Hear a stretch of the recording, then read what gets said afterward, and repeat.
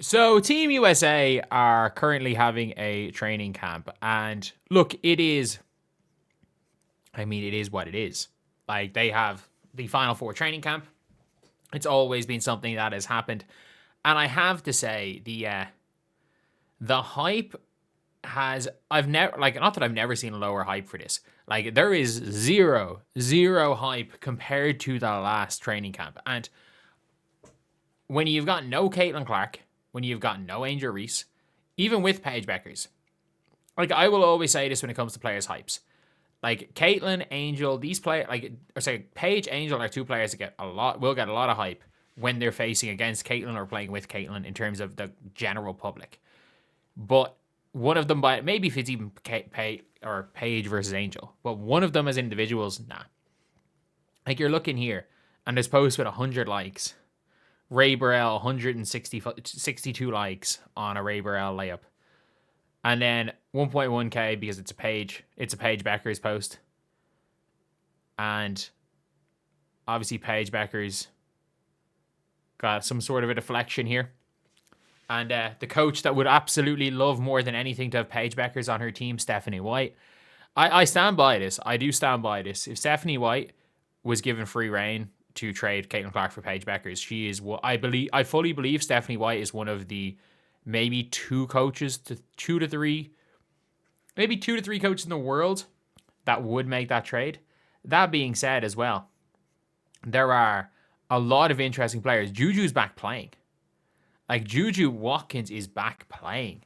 And again, nothing has been said about this. Like this is a player that obviously, look, she's missed a year with an ACL tear.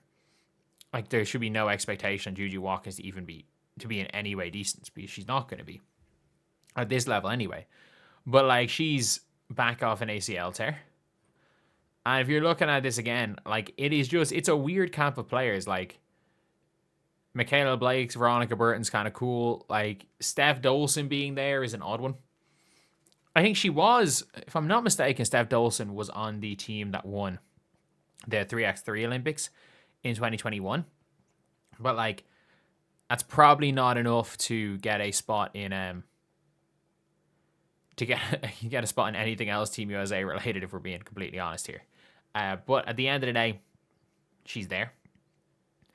You're looking at clips here of Cam Brink swatting shots, Brittany Sykes there, and Cam Brink with a nice block right there. Cam Brink's length is actually, like, she is...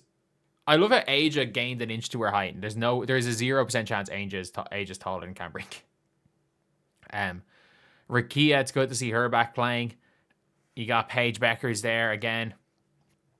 And it's very, very clear, by the way, if people don't know. It's so funny people being like, oh, Paige Bueckers is going to play point guard. Paige Bueckers played 0 minutes of point guard for Team USA in World Cup qualifiers. Like, she played 0 possessions at point as the primary point guard, unless she caught a rebound and was dribbling the ball to the halfway line.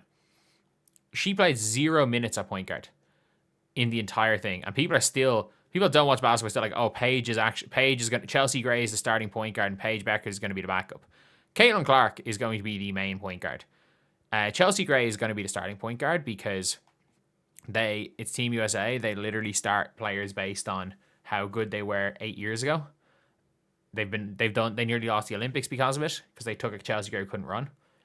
So you've got here the ball swung to Sabrina Ionescu, who also, by the way, Sabrina does not play point guard for Team USA at all. You're seeing Brittany Sykes taking the ball up there.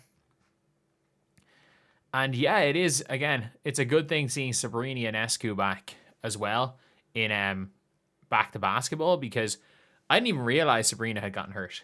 I had no idea. Obviously missed the Unrivaled season, said she was hurt. I don't think she would have played in Unrivaled anyway, but obviously easier to be hurt. But you're looking here, and you're looking at a couple of these, even the Aja Wilson post that she's there, 2,000 likes. 2,000 likes. Like, what was the Sabrina and Aja post? 3.2 thousand likes. But you're looking at, like, Caitlin Clark. And the funniest thing about this is, I always say this, it is Caitlin Clark. That's the only thing. Because when Paige Bueckers shows up to a Team USA camp and Caitlin Clark is there, I'm not even going to call her fans, the Caitlin Clark haters make sure as hell that they come out in force to super like every single post when it comes to Kate or Paige Bueckers said they have more social media likes than Caitlin Clark. Same with the Angel fans. But because Caitlin's getting what? 3, 4, 5,000 likes, you're seeing them suddenly get 10,000 likes. There might be more I think was probably more likes in Paige's introduction than in every single post that they have made so far about this. And look, does this mean anything? No. It was an anomaly. Like, it was an anomaly that people cared so much about World Cup qualifiers, that people cared so much about Team USA camps. That was an anomaly. But, like, we might as well call Caitlin Clark the anomaly then. Like, that was absolutely an anomaly, but Caitlin Clark is an anomaly. Just all around. Caitlin Clark is a damn anomaly. And all of that being said, I gotta be honest. Like, Caitlin Clark very much is, like, you gotta respect what Caitlin Clark has done and what Caitlin Clark has been able to achieve as far as just bringing relevancy. And I say this as well, like, no one gives a damn about World Cup qualifiers. Like, even the Team USA camps where everyone remembers because when Cooper Flagg came up and, like, killed them, people still remember that. People weren't hawking these Team USA camps like they did when Caitlin Clark was playing for USA. They just did not hawk them in the same way.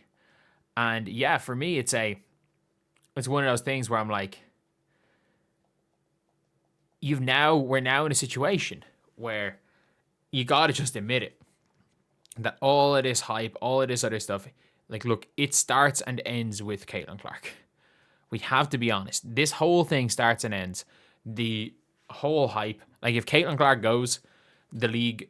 Like, if Caitlin Clark decided she wanted to retire from basketball tomorrow, the league would go back to the way... It would probably have a little bit of growth, but it would go and be somewhere in between... it would go back to being somewhere in between 2023 and 2024.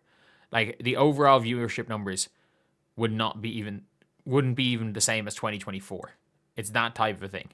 But yeah, it is an interesting one to look at, that this thing that people talked so much, like the training camp in December was crazy. Like, people were, when the ball hit Bree Jones' face and landed in Paige Bueckers' hands off a Chelsea Gray airball, and then Caitlin recovered and jumped. Man, I saw that clip 1,000 times. I saw that clip 1,000 times, and apparently Caitlin Clark can't play defense because she scrambled and jumped to a shooter and turned a wide open 3-point shot into a pull-up midi, which is exactly what you want to do on defense. But yeah, no one's ever accused Paige Bueckers fans of having the first idea about the sport of basketball. That's something that they've never been accused of. But anyway, yeah, we saw it 100 times, whereas you're seeing nothing from this. So yeah, that's the video. See you guys.